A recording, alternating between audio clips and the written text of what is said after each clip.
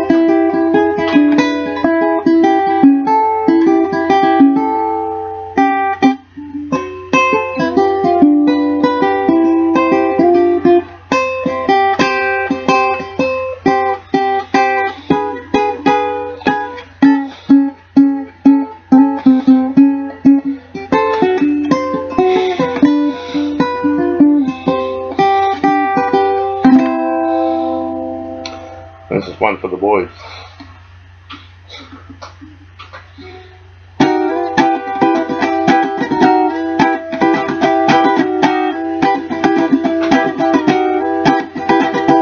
Out in an island in the middle of the sea, there's a hula girl who's waiting just for me.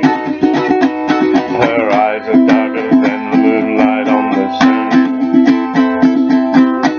I wanna be a hula man, dancing and hula.